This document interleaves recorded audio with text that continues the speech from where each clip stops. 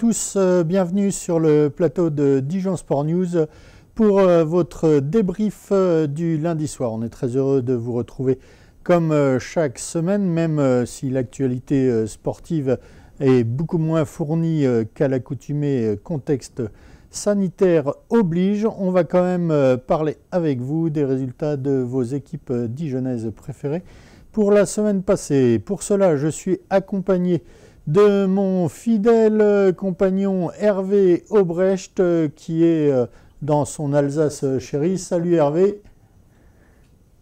Oui, salut Nicolas. Par contre, je crois que notre écran est noir, alors si la régie peut vérifier, j'ai essayé de les appeler.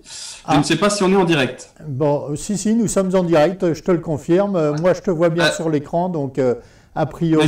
J'ai rien dans le retour live, donc à vérifier, merci. Ok, eh bien écoute, ils vont vérifier ça du côté de la régie.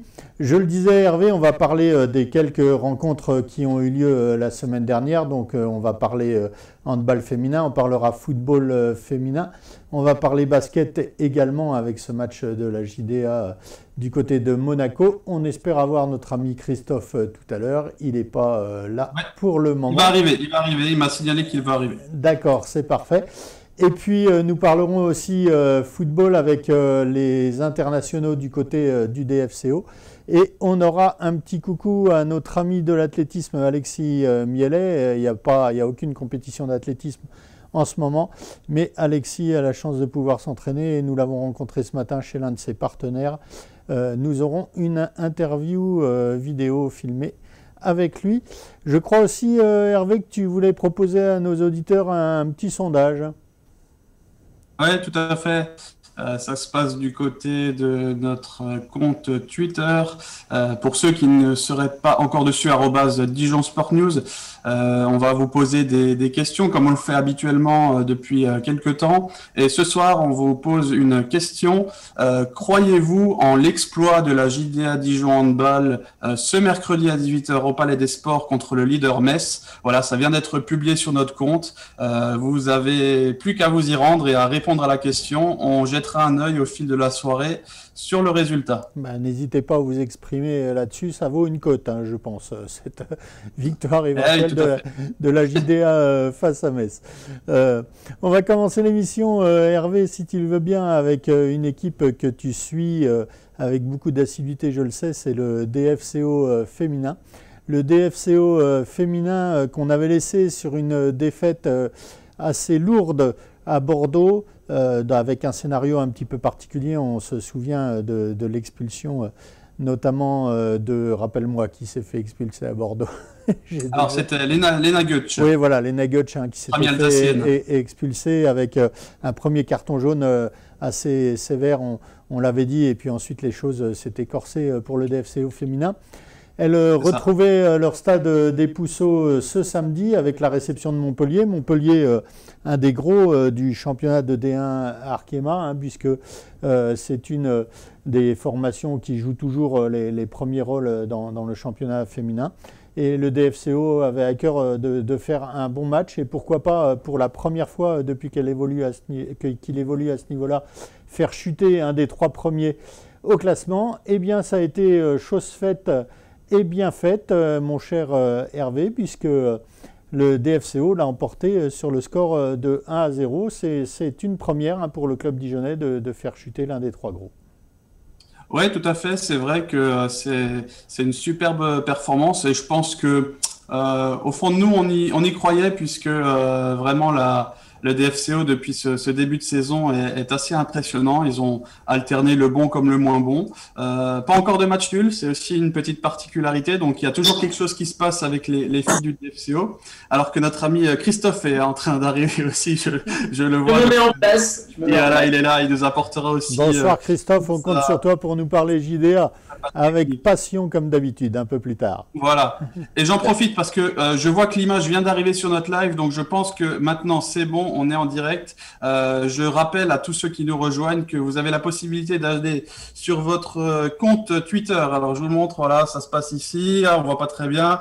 Voilà, vous allez sur Twitter, Dijon Sport News, @Dijon Sport News, et vous répondez à la question: croyez-vous en l'exploit de la JDA Dijon Handball ce mercredi soir au Palais des Sports face au leader Metz qui est invaincu en autant de rencontres disputées? Voilà.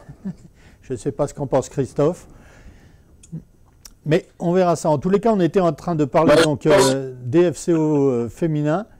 Ouais. Vas-y Christophe.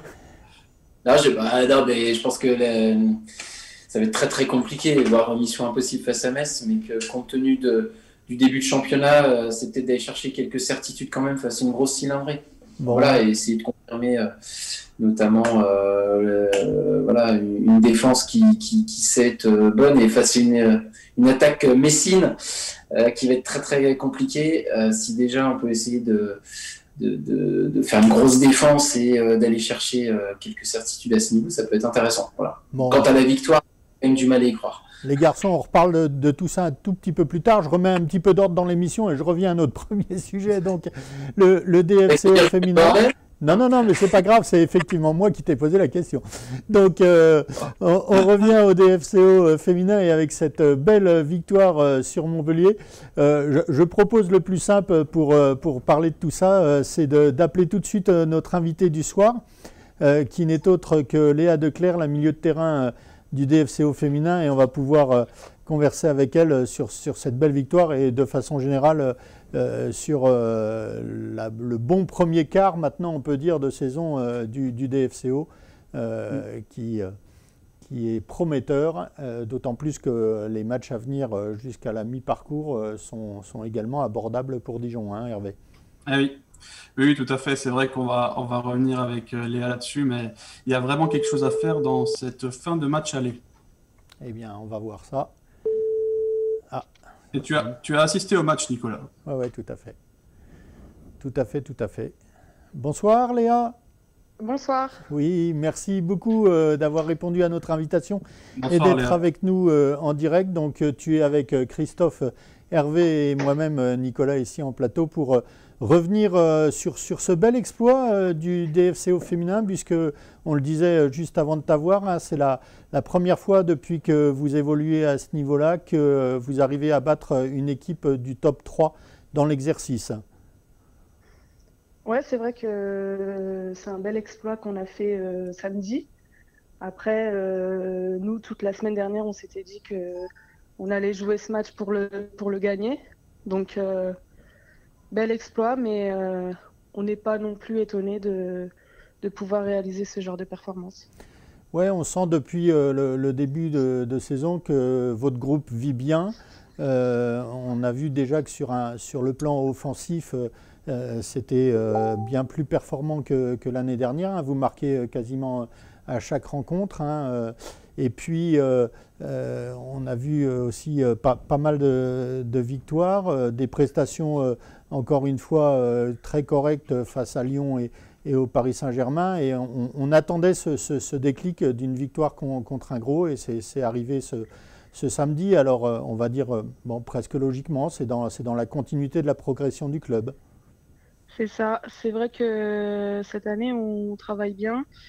Après, on a bien recruté aussi au mercato estival. Et c'est vrai que contre Lyon et contre le Paris Saint-Germain, on avait déjà fait des belles performances. Donc, comme vous le dites, c'est dans la continuité cette victoire contre Montpellier. Hervé, je te laisse la parole. C'est gentil. Merci. Bonsoir Léa. Bonsoir.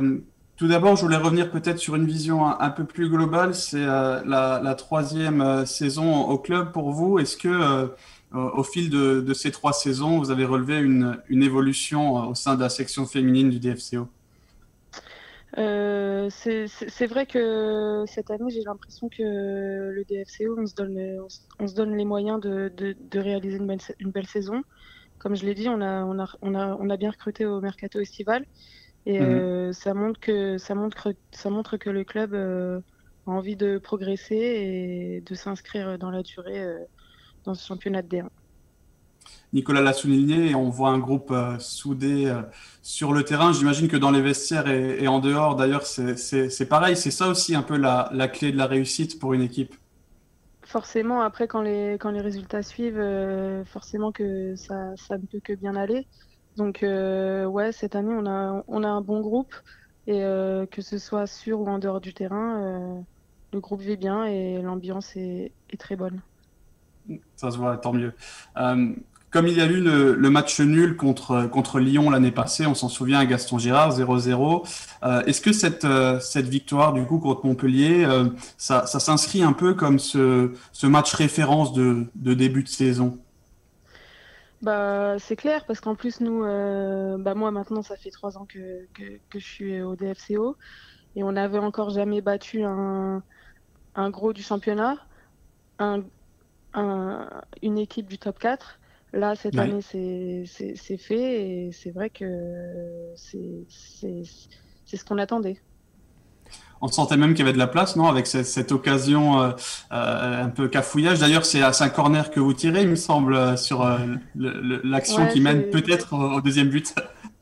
C'est ça, ouais. Je tire le corner. Après, c'est vrai que la gardienne réalise 2 ou 3 arrêts. Donc, c'est une situation assez incroyable. On rappelle Shnia Gordon qui tire une première fois, Cindy Perrault repousse, de nouveau sur Shnia Gordon qui retire, c'est repoussé de nouveau, cette fois-ci sur Léa Khelifi qui tire elle aussi quasiment à bout portant. Enfin, on se demande vraiment comment ce deuxième but n'est pas arrivé sur cette action-là.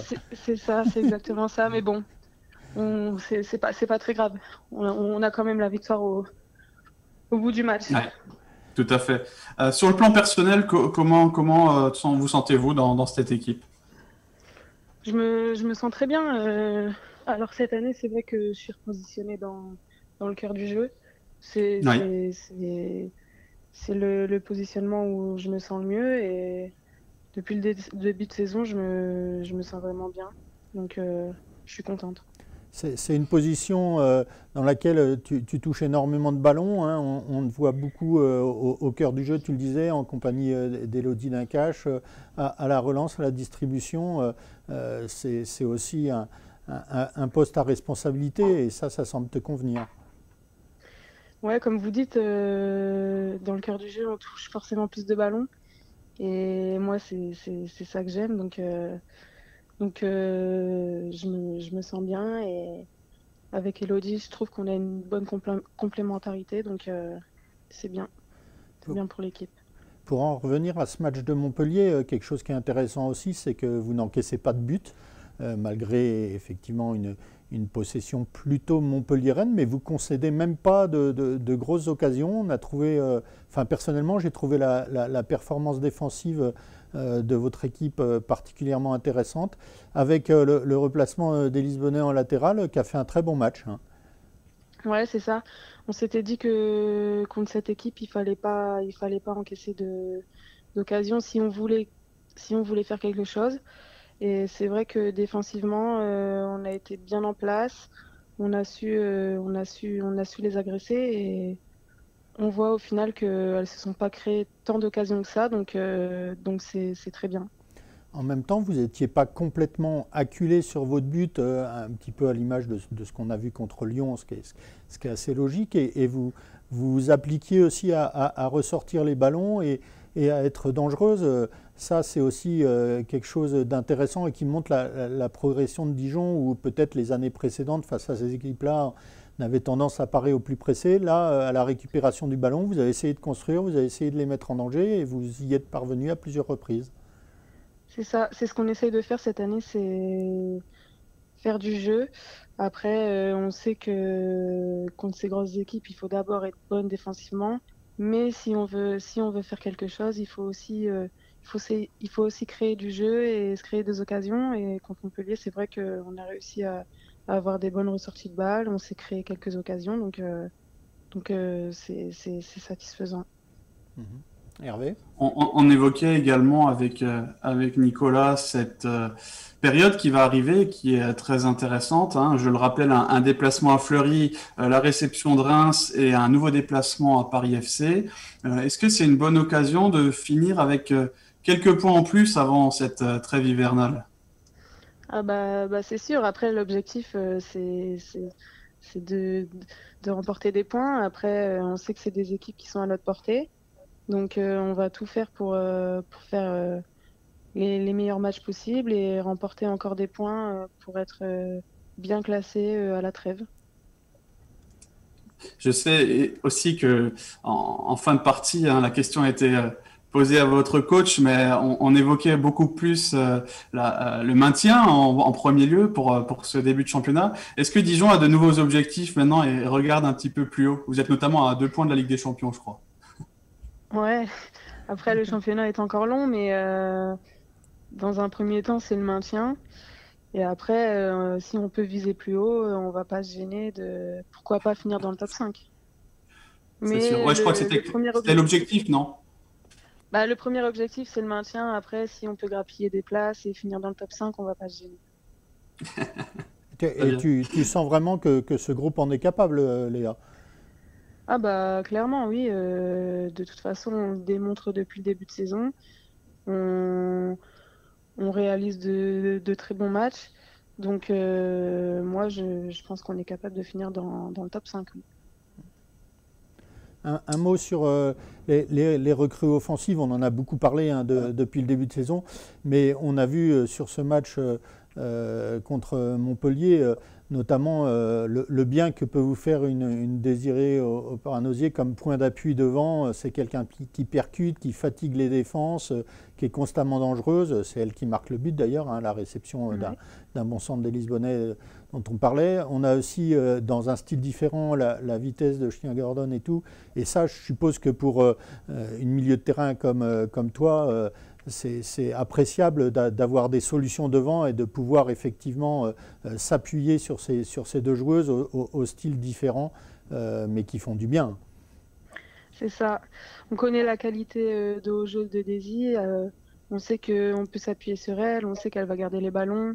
Son physique lui permet. Et puis Naya aussi qui demande beaucoup de ballons en profondeur et qui nous fait énormément de bien avec sa vitesse. Donc c'est vrai que c'est des profils pour nous en tant que milieu de terrain qui sont bien à avoir devant nous.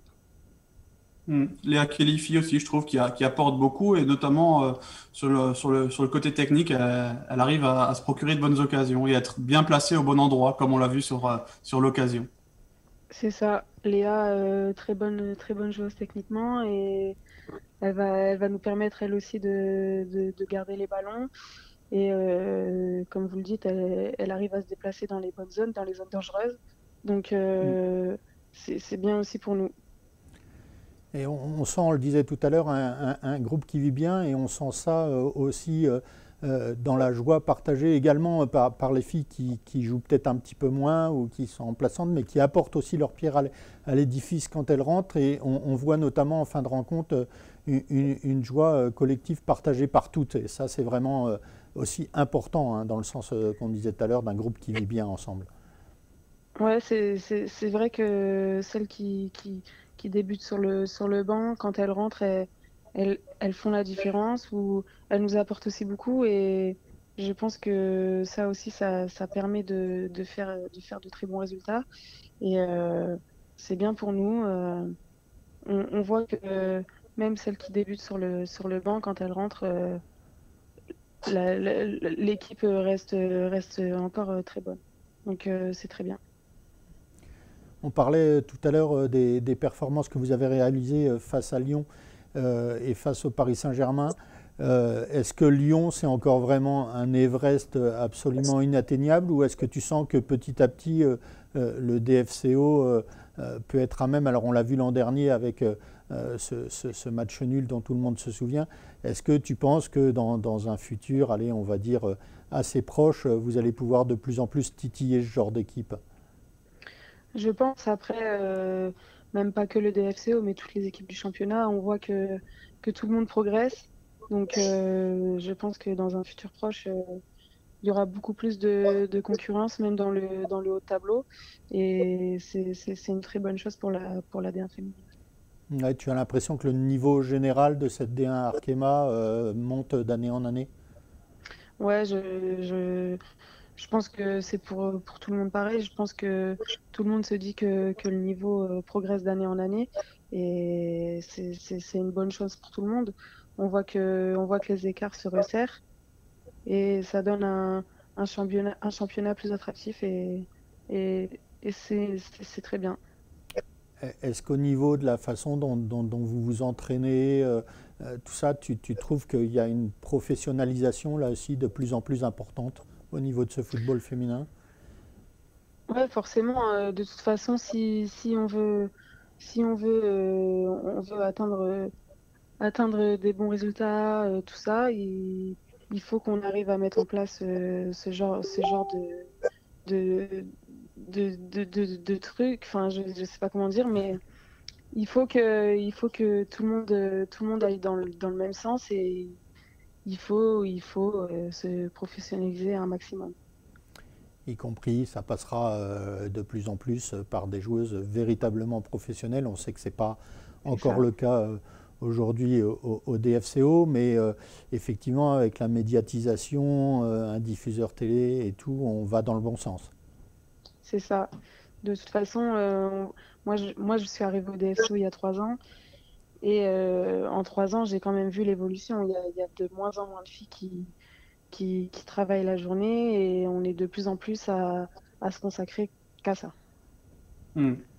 Peut-être un dernier mot, Léa, sur la situation actuelle. Forcément, j'imagine que jouer dans des stades vides, c'est pas forcément évident. Qu'est-ce que tu peux nous dire sur ces matchs un peu spéciaux?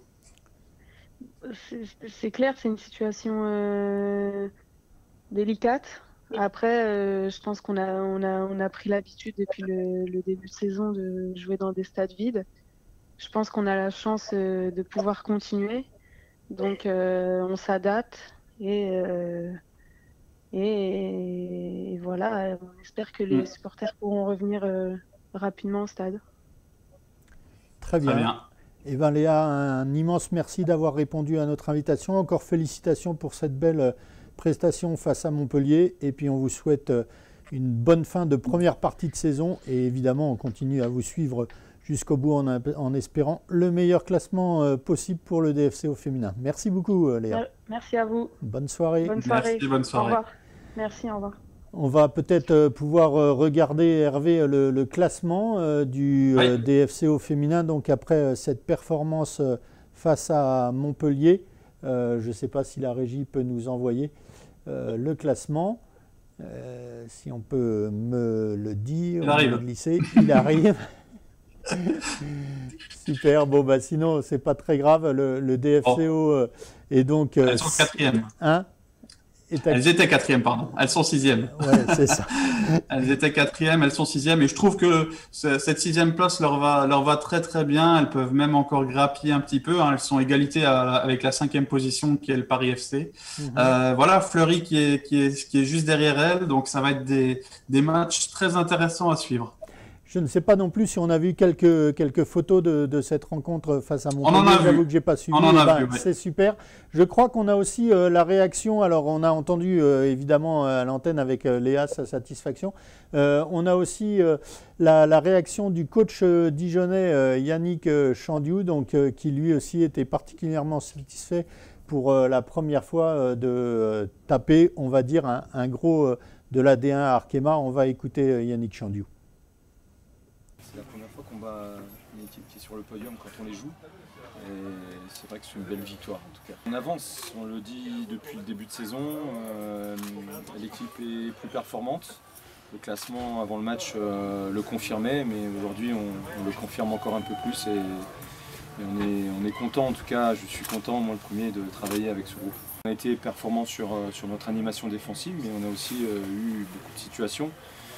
Je suis satisfait aussi de la gestion du ballon parce que contre ce type d'équipe, il y a un gros progrès de notre côté et ça c'est aussi satisfaisant. Le groupe, comme nous le staff, on sent qu'il y a quelque chose qui se passe actuellement au DFCO.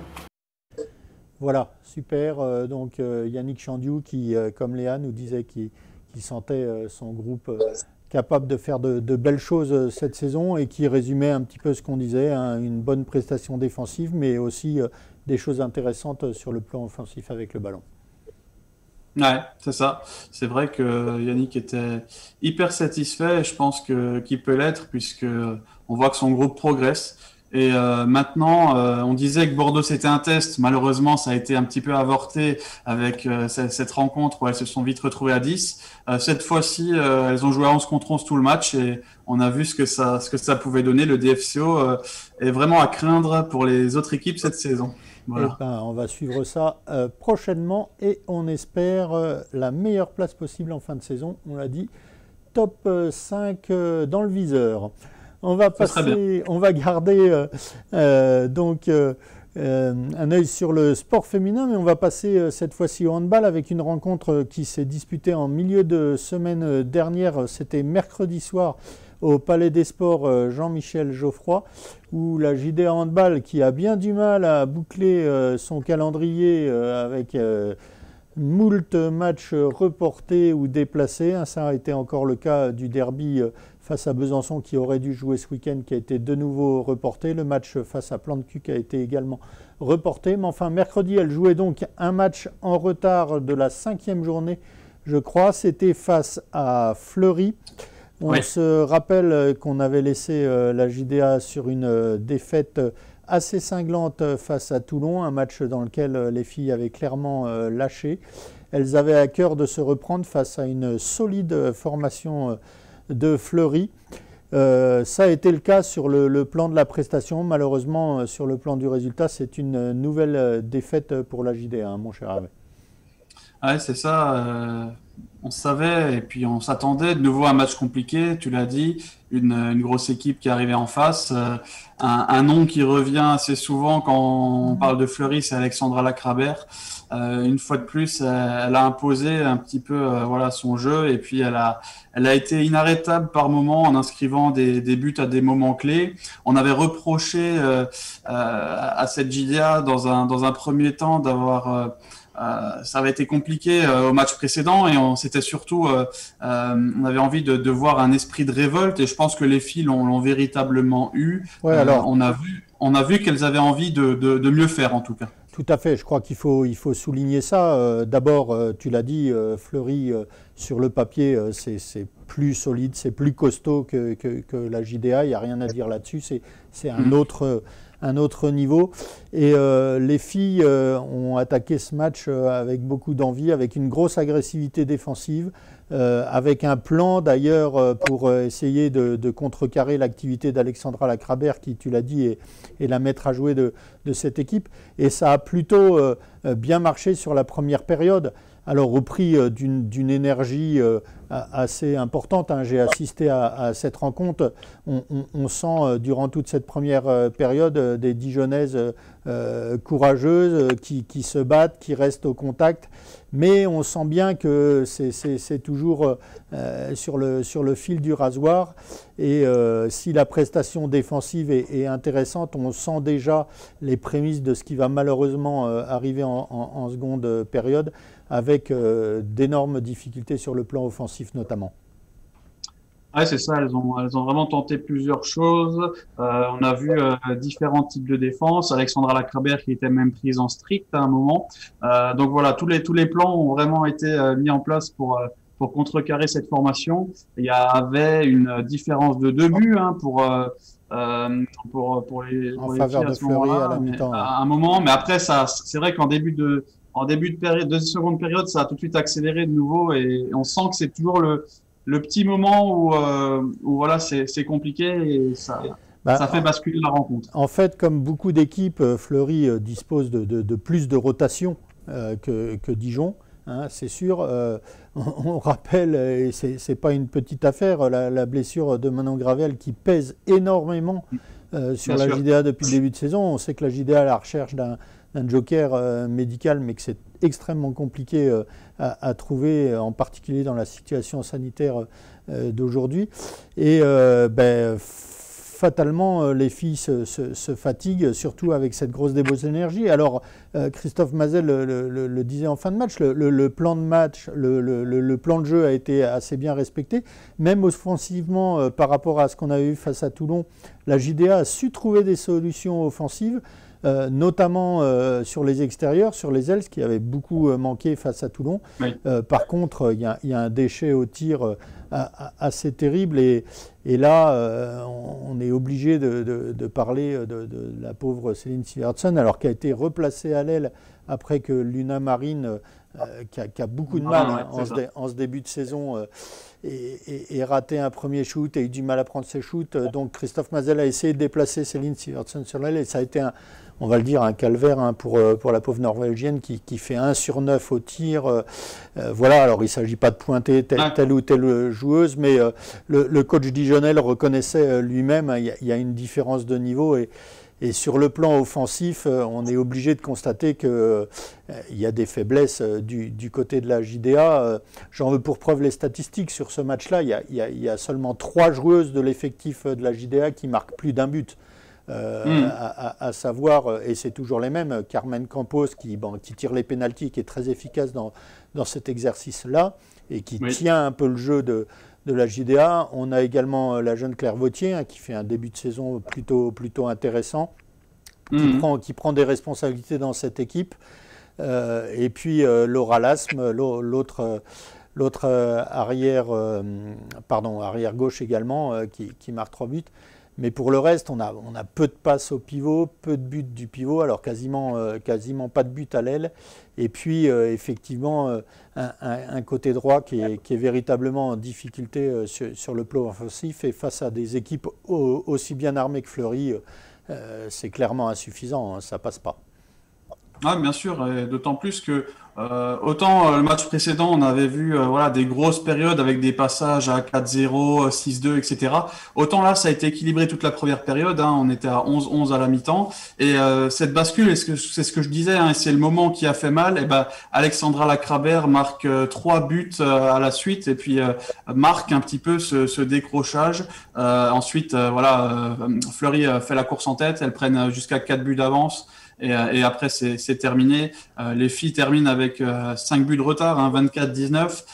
Mais voilà, on sent que ça a été presque bon. Il a manqué ce petit moment de concentration à ce moment clé qui fait que Fleury s'est rendu le match facile. Parle de concentration, moi je parle un peu de fatigue, de manque de rotation. Fleury a également resserré la défense, a pu obtenir des ballons de contre-attaque faciles. Et puis, on l'a dit dès le début de notre débrief sur cette rencontre, il manque à Dijon, enfin Fleury a ce que Dijon n'a pas, c'est-à-dire des impact players, je ne sais plus comment, notre ami Christophe nous dirait ça en basket, j'oublie toujours ces termes. Voilà. Non mais ce sont des joueuses qui peuvent faire la différence dans les moments où c'est difficile. Alors on pense évidemment à Alexandra Lacrabert qui distribue le jeu, mais je pense aussi à une joueuse qui a été extrêmement précieuse pour Fleury, c'est l'arrière angolaise Isabelle Guidayo, si je prononce bien, je ne sais plus. Une joueuse qui en fin de possession, une fois que l'arbitre lève le bras et qu'il va falloir tirer, qui est capable de prendre cette responsabilité et de tirer à 10 mètres au-dessus de la défense et de trouver la cible. Et ça, c'est clairement des profils que actuellement Dijon n'a pas, d'où la différence en fin de match.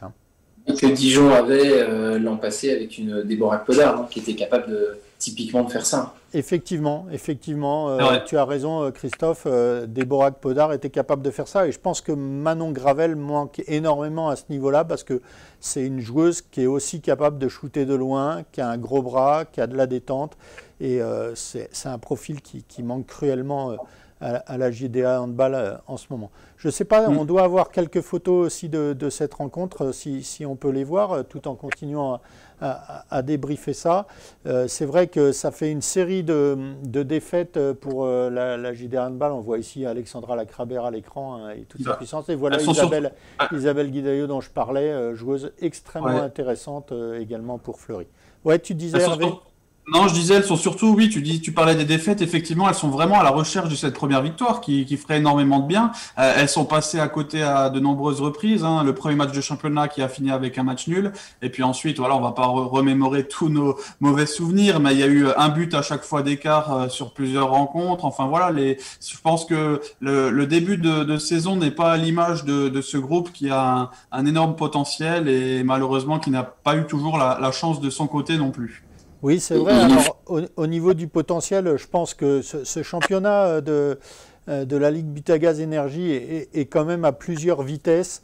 On va dire avec quand même trois grands, enfin deux notamment, Brest et Metz qui se détachent très largement. Ensuite, on a des équipes très solides comme Nantes, comme Fleury, comme Paris, effectivement. Et puis, je dirais que la JDA doit pouvoir se situer aux alentours de la 6e, 7e place. C'est à mon avis un peu sa place et c'est là effectivement qu'il peut y avoir des regrets sur certaines rencontres depuis le début de saison. Ce que je vous propose, c'est qu'on puisse regarder le classement. Alors, on va s'apercevoir que toutes les équipes n'ont pas le même nombre de matchs, hein, et notamment Dijon a eu plusieurs matchs reportés, on l'a déjà dit. Les derniers également. Je ne sais pas si on peut avoir Christophe, le classement. tu voulais réagir ? Voilà le classement. Hein. Donc, on s'aperçoit que la Ligue est avant-dernier. Oui, vas-y Christophe, je t'en prie. Ouais, non, ce que je crois aussi, et effectivement, sans ressasser les mauvais souvenirs, mais on se souvient de ces matchs perdus alors que la LDA menait très largement, je pense au match de Nice notamment.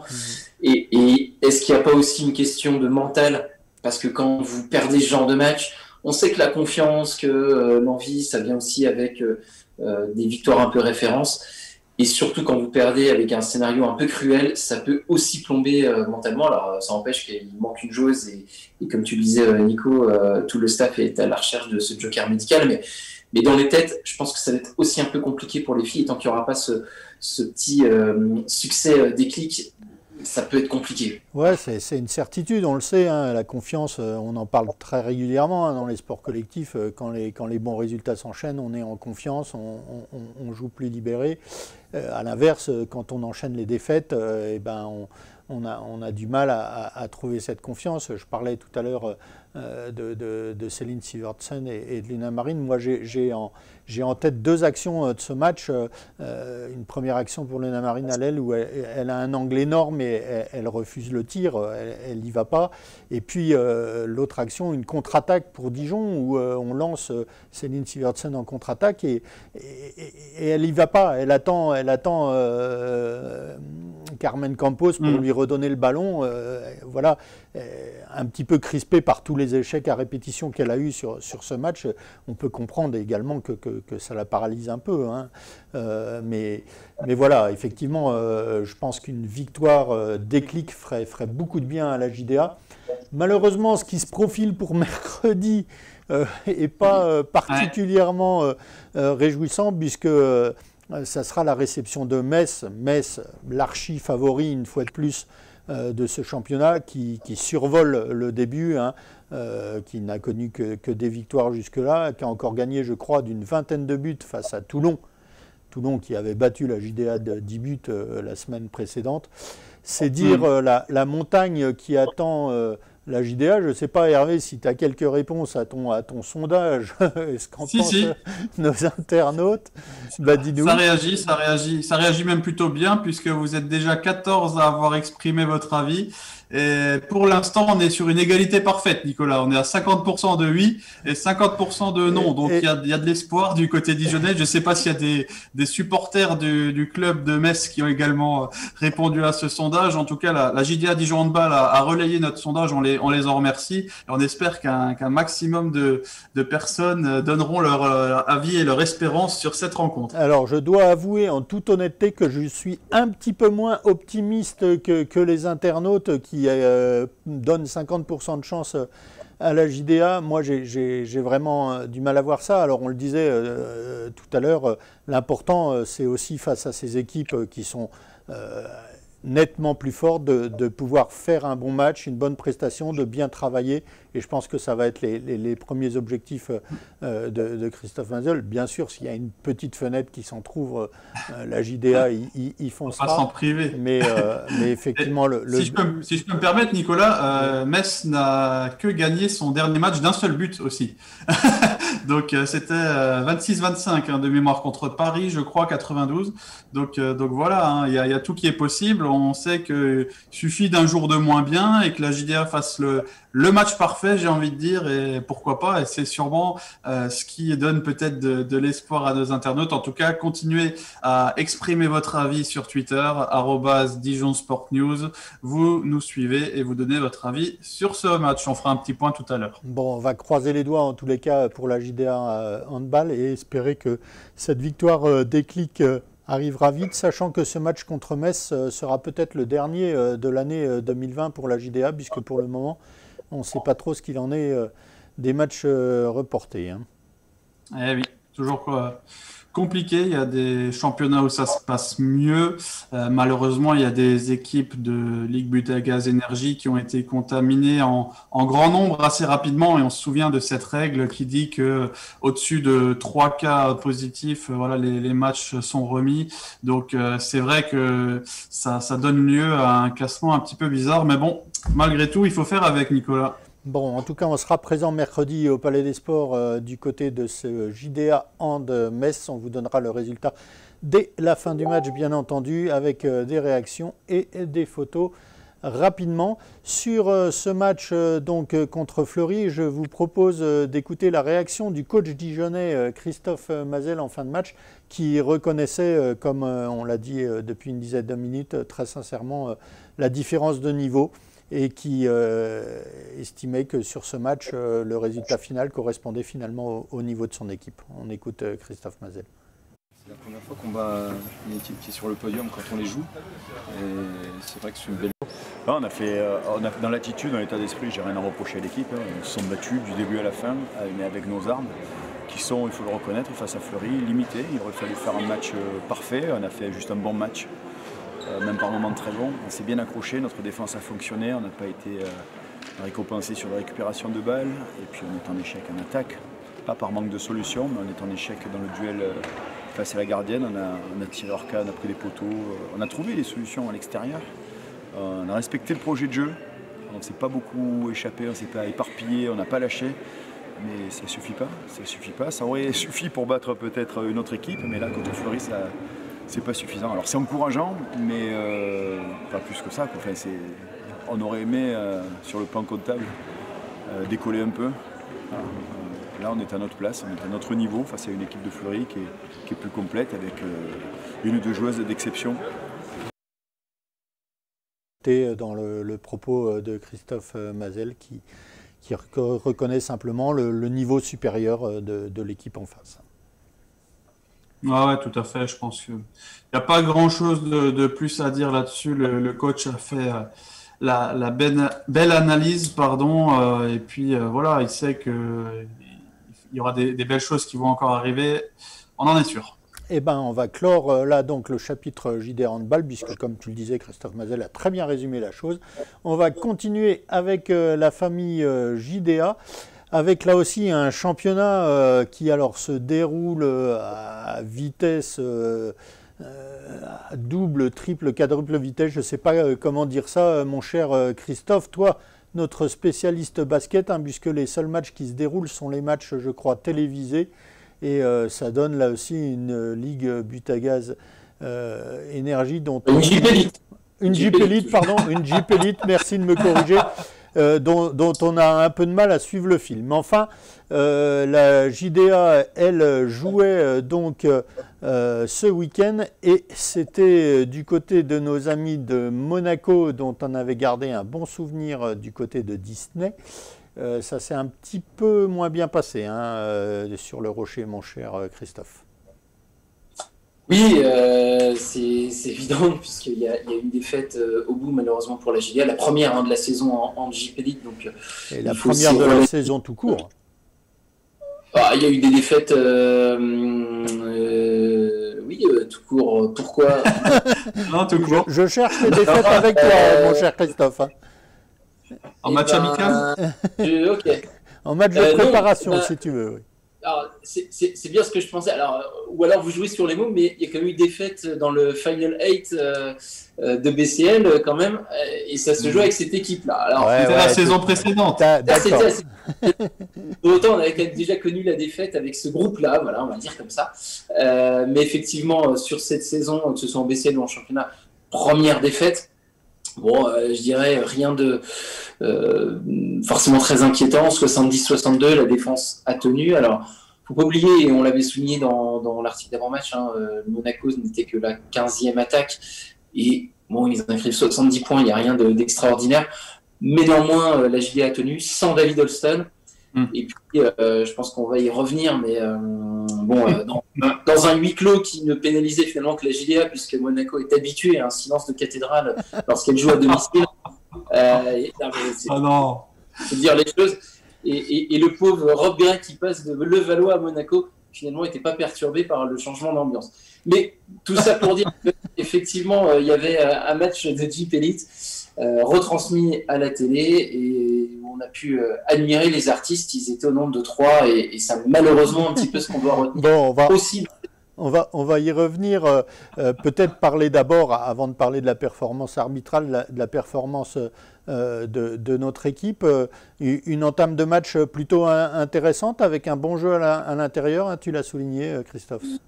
Ouais, complètement. Alors, même sans David Holston, on sait que la JDA est capable de jouer, que Axel Julien est aujourd'hui capable de tenir pas mal de minutes, même si ça reste très compliqué. Et effectivement, les premières minutes sont intéressantes. On trouve Axel Julien trouve notamment Jacques Alinguet à l'intérieur. Début de premier quart-temps très très bon, et puis ensuite c'est un petit peu plus compliqué. Monaco s'adapte, rentre aussi ses shoots. Finalement, l'écart est très mince à l'issue du premier quart, et puis ensuite Monaco va prendre l'ascendant dans le deuxième quart-temps, va très clairement régler sa défense, et nos intérieurs vont être très très embêtés et vont trouver beaucoup moins de solutions, que ce soit Jacques Alinguet ou Chassang ou d'autres. À titre quand même d'exemple, Jacques Alinguet va mettre 6 points dans le premier quart-temps, 2 dans le deuxième, puis plus rien. La lumière s'éteint et c'est un petit peu ce qu'on va constater au cœur du troisième et du quatrième quart-temps. À retenir quand même que cette JDS s'est battue jusqu'au bout et finalement 8 points d'écart sans David Holston, un effectif aussi pléthorique que celui de Monaco, ça reste plutôt encourageant. Faut pas oublier quand même qu'il y a de la qualité en face, et même si on va effectivement revenir sur la performance des personnes qui étaient au sifflet, les joueurs de Monaco ont aussi très bien joué, et il faut le reconnaître, et c'est pas pour rien qu'il y a un effectif. C'est pas une victoire volée de la part de Monaco, hein, soyons clairs. Non, et allez, ça va faire la transition, puisque vous me voyez venir depuis 3 minutes, mais ça va faire la transition avec effectivement les coups de sifflet, et il faut toujours le dire. Est-ce que s'il n'y avait pas eu les décisions, les fautes techniques antisportives significées à l'encontre de la JDA, est-ce que pour autant les hommes de l'Oniam l'auraient emporté? Probablement pas. Probablement pas, parce qu'à part Johnson qui fait un super match, il n'y a aucun autre joueur dijonnais qui est au-delà des 10 points. Clairement, la JDA n'était pas à son meilleur niveau. À 8 pros, c'est compliqué. Donc, de là à dire ça, non. En revanche, est-ce que ça joue? Oui, parce que, comme dans tout sport et dans le basket en particulier, il y a des momentum. Il y a des coups de sifflet qui tombent un peu mal. Et quand vous revenez à 5 points, qu'il y a l'antisportif qui est sifflé, que l'Oniam se fait exclure, qu'il y a des techniques qui pleuvent par la suite, forcément, ça casse ce rapproché qui est en train d'opérer. 4 fautes techniques en 3 minutes. Ouais, Laurent Leniam en prend 2, Frédéric Viscargueux, c'est une 3e, et Jacques Alinguet la 4e, hein, je crois. Ouais. Plus celle dans le jeu. Et on se demande bien pourquoi. Mais dans ces coups de sifflet-là, on peut aussi se poser la question de l'antisportive de Johnson, ou si l'antisportive de Johnson y est, à ce moment-là, il y en a aussi pour la JDA, parce qu'il y a eu des actions peu classes aussi, et des fautes commises par les Monégasques qui étaient tout aussi pourries. Toujours est-il que, oui, ça c'est regrettable, mais c'est regrettable pour le jeu, parce qu'en fait, au moment où il y a ces fautes techniques, l'exclusion de l'Oniam, les antisportifs, la machine est cassée. Et t'as beau essayer de te démener pour revenir, finalement c'est tout le match, même si on n'est pas supporter, c'est tout le match qui est un peu cassé, et c'est ça qui est regrettable. Il y a 2 matchs par journée qui sont joués. C'est un peu étonnant que la Ligue ait choisi de déconfiner les 3 loulous qui étaient sur le parquet. Je pense qu'il y avait d'autres choix à faire parce que vu la perf, ils auraient mieux fait de rester dans leur salon. Mais voilà, une fois qu'on a dit ça, est-ce que Monaco mérite sa victoire? Probablement oui. Et d'ailleurs, bon, voilà, ils ont aussi il y a eu beaucoup d'actions de classe de Monaco, il ne faut pas leur enlever. Et surtout un très bon meneur. Il y a Dibost qui plante les 3 points. Alors, il n'en plante pas tant que ça, mais il en plante 2-3 à des moments très, très importants. Et puis, le second meneur, Monégas, j'oublie son nom, tu vas nous le dire. Il y a Knight et Gray, les deux à 17 points, ils font très, très mal. Ouais. Non, ils ont eu ce mérite, Monaco, déjà de ne pas lâcher, parce que c'est eux qui sont un peu décrochés au milieu du premier quart-temps. Et puis, effectivement, de mettre des gros shoots. Alors, Dibost, que je ne porte pas spécialement dans mon cœur. Moi non plus. Le petit côté tueur. Et clairement, il a su mettre les paniers qu'il fallait. Knight aussi. Effectivement, Rob Gray qui débarquait fraîchement de Levallois. Et d'ailleurs, on se demande pourquoi Boulogne-Levallois l'a laissé partir. Parce qu'on savait depuis son passage à Bourg-en-Bresse que c'était un joueur très très fort, et là il a trouvé sa place dans l'effectif de Monaco, et il a fait très mal samedi soir. La JDA qui s'est fait dominer également dans le secteur du rebond. Alors, globalement, oui, mais c'est pas flagrant. En revanche, dans les rebonds offensifs, oui, puisque Monaco a pris 15 rebonds à 9 pour la JDA offensif. Et puis, il y a eu beaucoup d'interceptions, beaucoup de balles perdues. En tout cas, beaucoup plus côté Dijonais. Et je faisais le décompte, et c'est ce que je relayais dans l'article. 7 tentatives de plus pour Monaco. C'est ce qui explique l'écart avec les lancers francs. Et c'est là où, malgré tout, nos 3 amis ont eu leur rôle dans cette partie. Mais pour autant, la JDA était plus à droite que Monaco, mais simplement, c'est comme dans tout, c'est une affaire de probabilité. Même si vous êtes un peu moins juste, mais que vous avez davantage de tentatives, au bout du bout, ça fait plus de points. Et voilà, et c'est ce petit mix qui explique la défaite. Bon, encore une fois, qui n'est pas infamante. Faut juste pas oublier que c'est un effectif de 9 pros, quand Holston, entre autres, mais quand un joueur n'est pas là, ça fait plus que 8. Et que le pauvre Axel Julien a dû quand même jouer 37 minutes, que Chase Simon n'est pas Rachid Suleiman, et quand il a dû prendre la main, ça s'est pas super bien passé.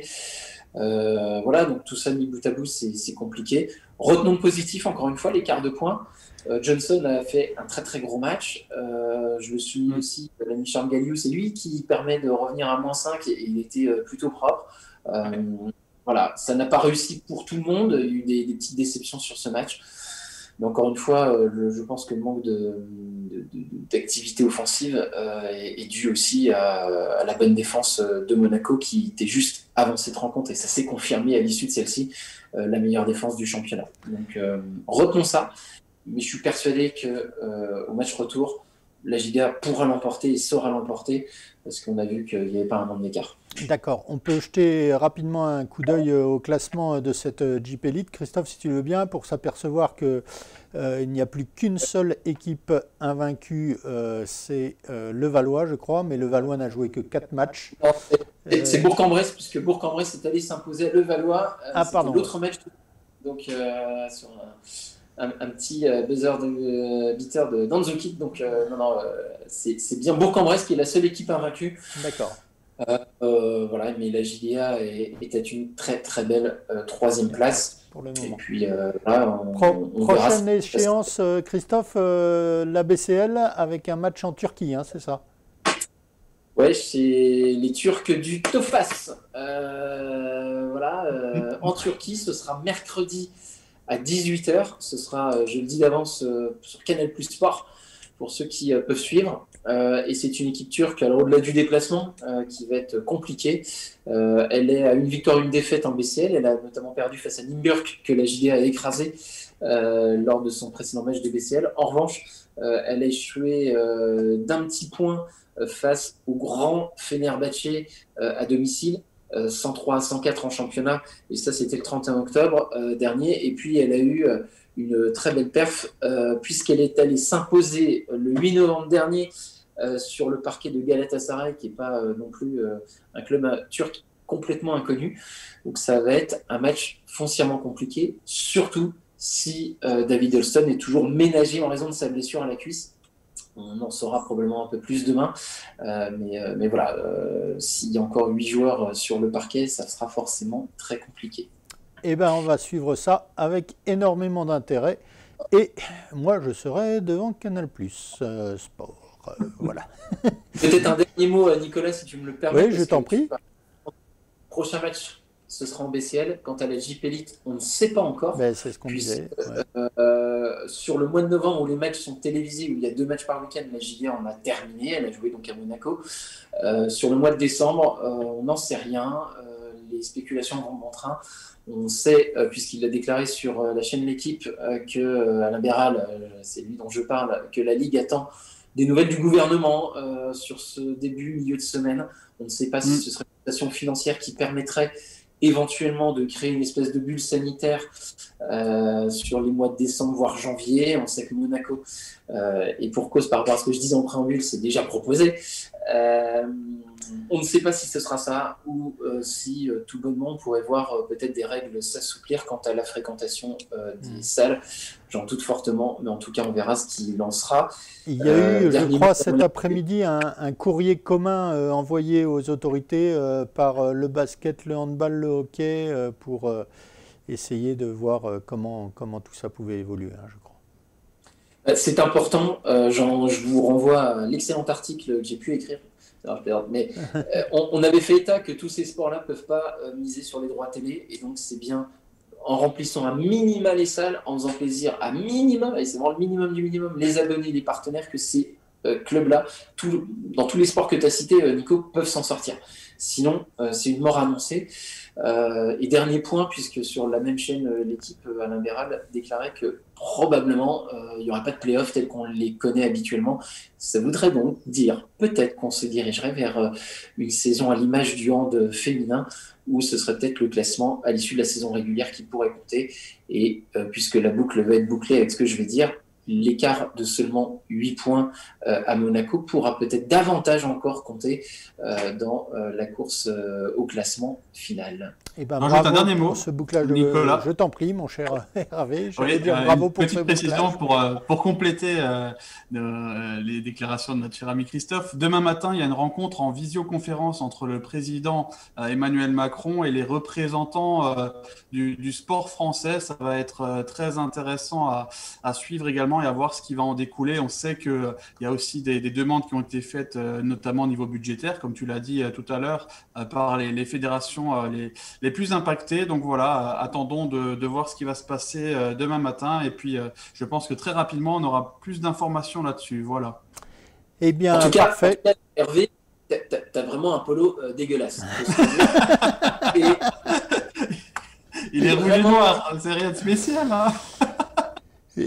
Pas. Christophe voulait avoir le dernier mot, il l'a eu, bravo Christophe. C'était pour superbe bouclage pour cette page basket. On va revenir rapidement au football. Le DFCO ne jouait pas cette semaine pour cause de trêve internationale, mais justement du côté du DFCO, mon cher Hervé, il y a pas mal d'internationaux et tu voulais nous faire un petit tour, une petite revue un petit peu des différents internationaux du DFCO qui ont joué avec Je t'avoue que je comptais beaucoup sur notre cher ami Bastien qui n'est pas là, mais je ne sais pas, on va sûrement avoir les photos qui vont défiler. Je crois que tu peux nommer les internationaux et les photos vont sans doute arriver. Ouais, s'ils peuvent nous les défiler dans l'ordre. Je vous avoue que j'ai rien noté, là, je l'ai pas préparé, donc je sais qu'effectivement il y a de nombreux. Voilà, alors, on va faire dans l'ordre. On va Anthony Rassiopi qui a joué avec les U21 de Suisse, pardon. Là, notre international est suisse. Vous pouvez continuer. Bertrand Celina qui a joué avec le Kosovo. Alors attendez, on va faire du direct, je vais ouvrir la page. Tu les as pas notés, Nicolas, toi? Ah non, je comptais sur vous là. Hein. Chacun sa spécialité, mon cher Hervé. Ah oui, tout à fait. Non, mais Vous voyez, hein, j'ai préparé ça tranquillement, mais je vais vous retrouver ça tout de suite. Les matchs qui ont eu lieu hier pour la plupart.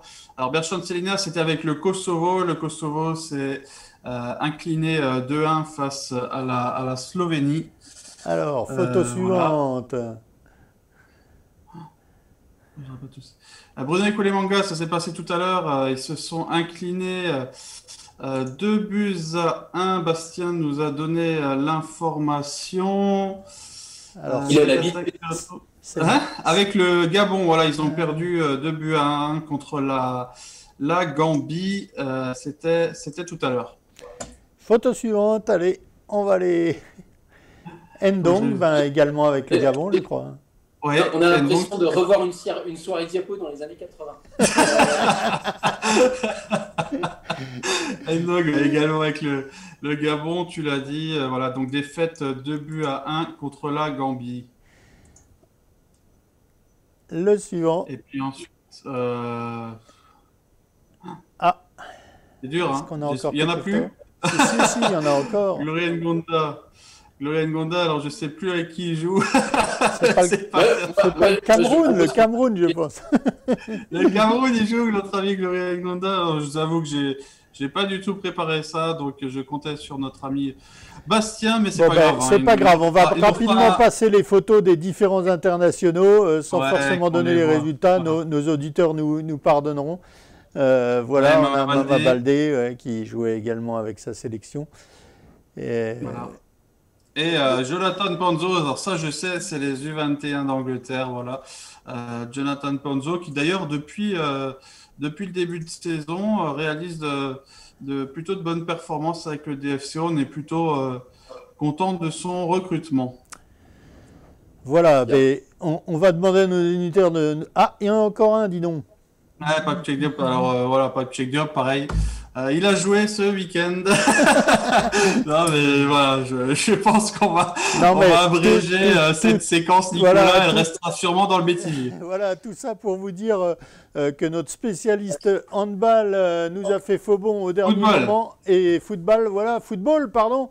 Saturnin Agbe, il n'a pas pris de but. Ça, je sais, il n'a pas pris de but. Et donc, on est un petit peu pris au dépourvu, puisque notre spécialiste S-Football nous manque bien. Eh bien, on va tourner cette page et on va passer à notre dernier sujet, qui est un sujet d'athlétisme. Il ne se passe pas grand-chose en athlétisme en ce moment, mais les athlètes principaux ont le droit de s'entraîner et c'est le cas de l'athlète phare dijonnais Alexis Mielet. On le rappelle, multi-champion de France du 1500 mètres, que nous avons rencontré ce matin chez un de ses partenaires, puisqu'il avait la chance de se faire remettre un véhicule par un de ses partenaires. Et nous avons pu l'interroger. On va écouter Alexis Mielet qui nous parle de son actualité. Bon Alexis, te voilà bien équipé. Ouais, c'est clair, je me suis bien équipé maintenant. Je vais pouvoir me rendre sur les compétitions sans douleur au dos ou quoi que ce soit, donc c'est nickel. Bon, on va parler un petit peu de ton actualité. Évidemment, ça n'a échappé à personne, le sport est complètement à l'arrêt. L'athlétisme aussi, malheureusement. Bon, par rapport au premier confinement, tu as au moins la chance de pouvoir t'entraîner correctement. C'est ça, ouais, j'ai pu en profiter une semaine et demie, mais je me suis un petit peu blessé dernièrement, donc je suis de nouveau à l'arrêt, mais j'espère pouvoir reprendre très rapidement et pouvoir profiter de ce droit qu'on a de pouvoir s'entraîner normalement. Ouais. Bon, tu me le disais tout à l'heure, pour le moment, pas de visibilité, on ne sait pas trop au niveau de la saison de cross ce qui va se passer ou pas se passer. Tu me disais que les championnats de France étaient prévus du côté de Montauban, mais sans certitude aucune que ça ait lieu. Donc pour le moment, au niveau entraînement, tu es entre le cross et éventuellement la salle, puisqu'il y aura quand même peut-être des compétitions en salle, mais grosse interrogation surtout. Oui, c'est ça, on est un peu dans le flou de toute façon, comme tout le monde, comme tous les sports. Mais c'est vrai que les crosses, on est sur un départ aux France à 300, 350. Donc là, comme ça, vu la situation actuelle, j'ai un peu de mal à me projeter sur les championnats de France de cross. Au niveau de la salle, c'est des départs à 12, donc je pense que c'est un petit peu plus réalisable. Et je vais me préparer pour faire les crosses. Et vraiment, s'il n'y en a pas, j'irai faire un petit détour sur la salle. Bon, évidemment, le gros objectif à venir, ça reste les Jeux Olympiques de Tokyo 2021. Et là, on croise vraiment les doigts aussi pour que ça puisse vraiment avoir lieu. Oui, carrément. Bah là, moi, je suis plutôt optimiste. De toute façon, je pense qu'il faut être optimiste pour ça. Mais voilà, la situation, elle s'est beaucoup améliorée en Asie. On voit en Chine qu'il y a quand même plus beaucoup de cas. Donc je suis optimiste et j'espère que ça aura lieu. De toute façon, maintenant, c'est marqué sur la voiture, donc il n'y a plus le choix. Bon, cette annulation des Jeux 2020 ou autre, finalement, ça te laisse une saison de plus pour te préparer. On a vu que tu as conservé, malgré une forme là aussi moyenne, ton titre donc sur 1500 mètres au championnat de France. Comment tu te sens et tu es résolument optimiste pour la suite? Oui, je suis optimiste. Pour moi, c'était un plus. Je suis encore assez jeune, donc c'était l'opportunité d'être meilleur pour 2021. Après, j'ai réussi à garder mon titre de champion de France malgré une saison un peu délicate. Donc l'essentiel était atteint. Et même pour la confiance, je pense que c'était une bonne chose d'avoir gagné à Albi cette année. Parce que je sais que j'étais pas à 100%. Donc les champions de France sans être à 100%, c'est quand même un message assez fort, rien que pour mes adversaires. Un petit mot sur le club. On sait que la plupart des associations sportives et des clubs sont en difficulté. Tu es fidèle au Dijon Université Club depuis tes débuts. Où en est le club aujourd'hui? Alors j'ai pas trop d'informations. Il y a quand même les licenciés qui peuvent se licencier depuis le mois de septembre. Donc je pense qu'il y a eu quand même pas mal de renouvellement de licences ou de nouvelles licences. Après pour le moment c'est vrai que c'est un petit peu à l'arrêt.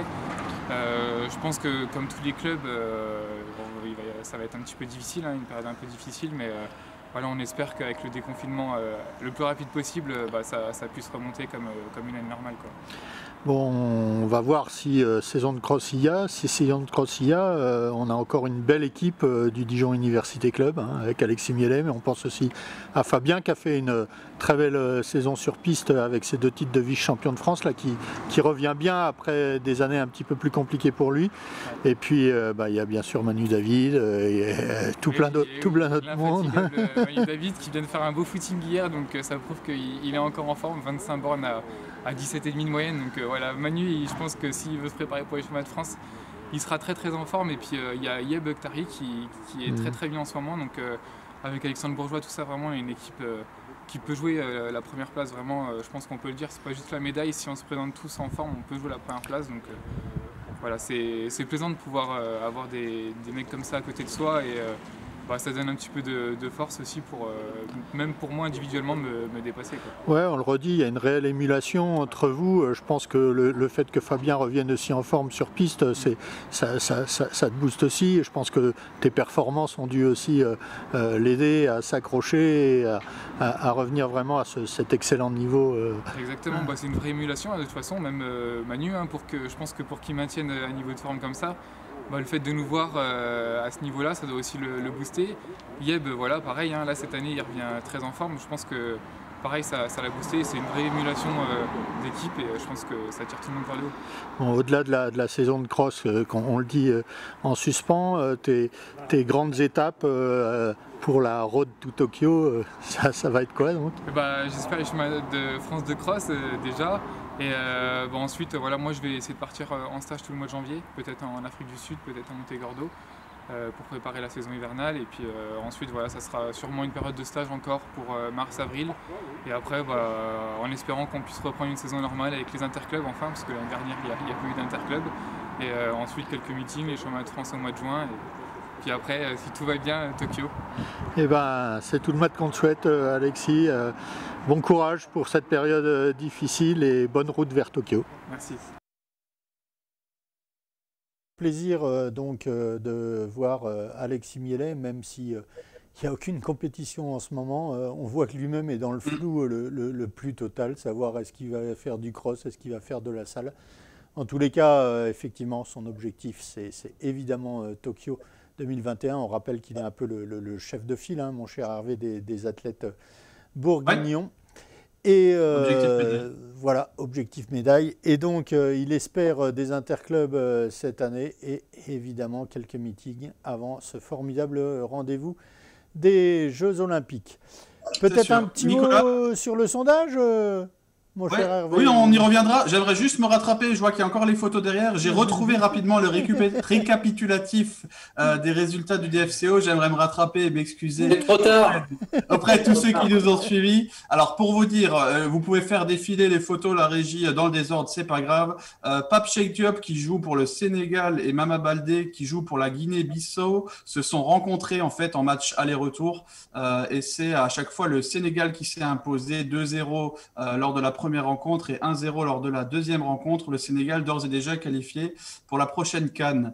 Berchan Selina, qu'on a vu tout à l'heure également et qui joue pour le Kosovo, se sont inclinés 2-1 contre l'Albanie en match amical et en match de Ligue des Nations, ils se sont inclinés 2-1 également. Mais Berchan Selina s'est blessé lors du premier match, du match amical, et donc n'a pas pris part à cette deuxième rencontre. Saturnin Lagbe, qu'on voit à l'image, est donc le gardien du Bénin.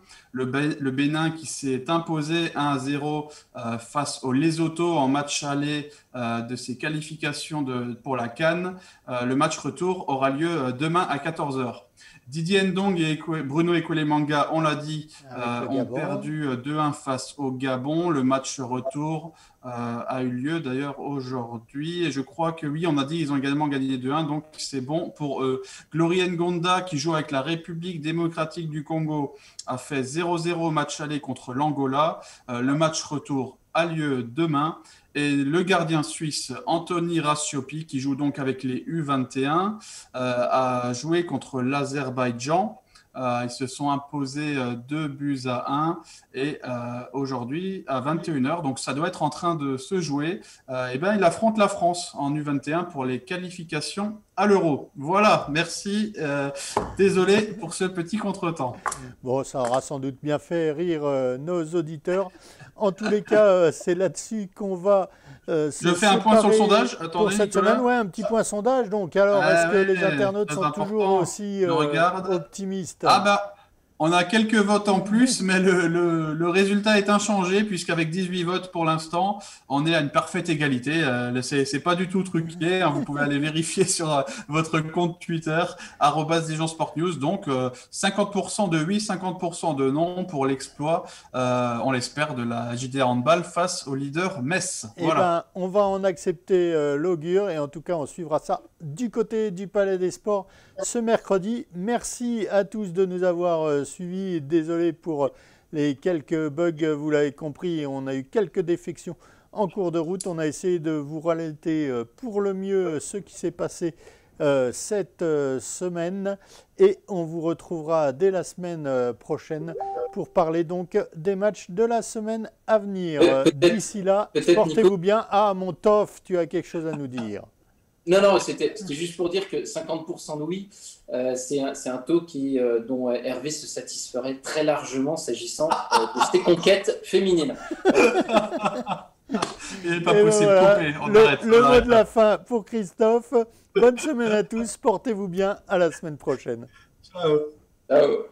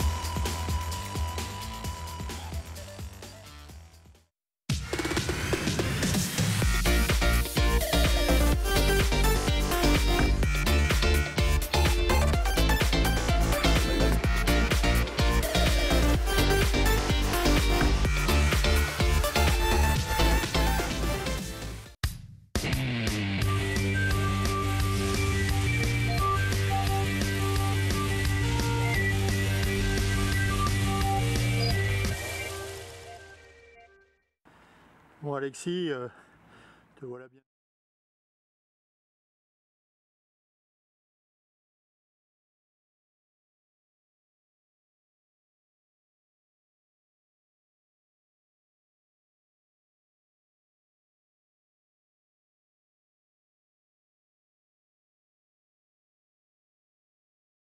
tu as au moins la chance de pouvoir